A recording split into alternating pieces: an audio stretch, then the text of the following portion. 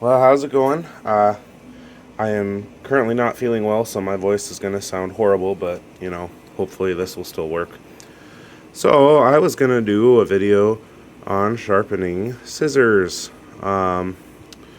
So, just thing to remember, your cutting ability comes from these two surfaces rubbing together. So never sharpen the inside, because that's going to leave a gap, and then your inside edges are going to be like this, and then it's gonna force them apart. So that's a really important thing for scissors. They can be quite dull and still work as long as they're tight and as long as they're making contact all the way down. But as far as the actual sharpening, it's usually recommended for most to use a Sharpie so you can see. I don't use a Sharpie because I look at the scratch pattern. But this will just help you to see the scratch pattern if you're newer. So I take my, this is a work sharp field sharpener. I use this for my manual sharpening. It has a coarse diamond, fine diamond, your ceramic, and your leather strap. So for me, it has pretty much everything I need.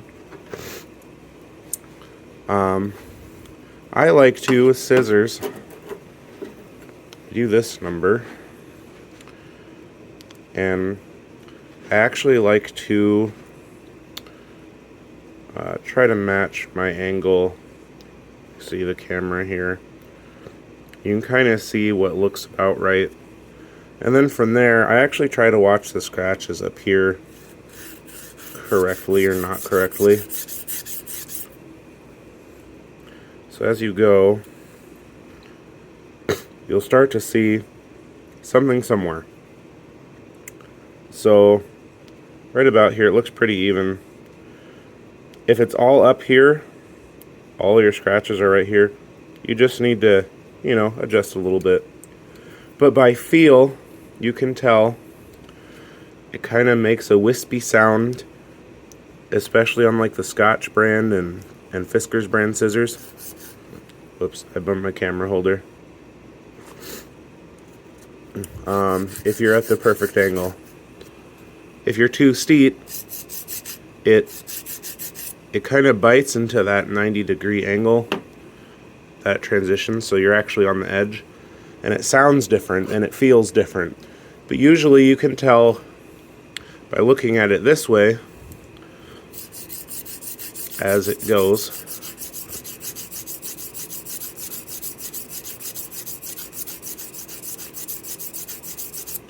And usually by the sound.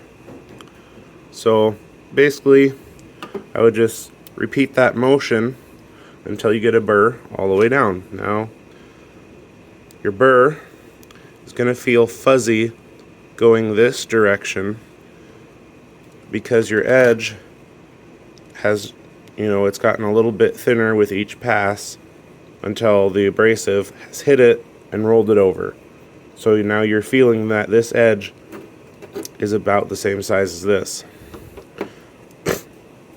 You can also see, a bit of a burr depending on how big you let it get.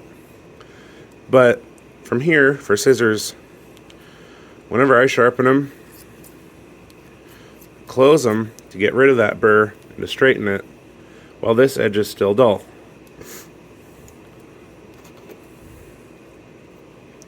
So then logically, we repeat this side, because you don't want to use a super fine edge to deburr your scissors, so you want them to both be about the same structural integrity.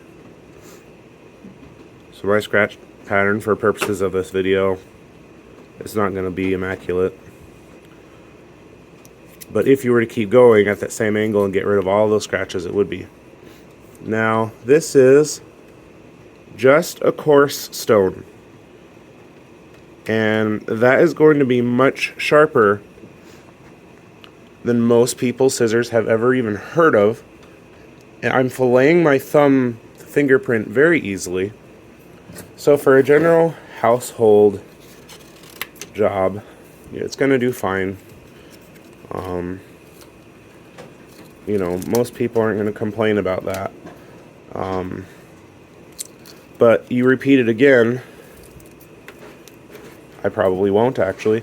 With the fine, and that's all you do. You just feel the burr on each side, close it, go to the next side, close it. So with scissors, if you polish, as you close them, as soon as they dull at all, it will start to shove it out of the scissors. A coarse edge like this, for household scissors, it'll have a little bit more grip when you close it. So start with that. If I miss anything, because I'm on a lot of cold medicine right now, let me know. But there is a good starting point for sharpening scissors.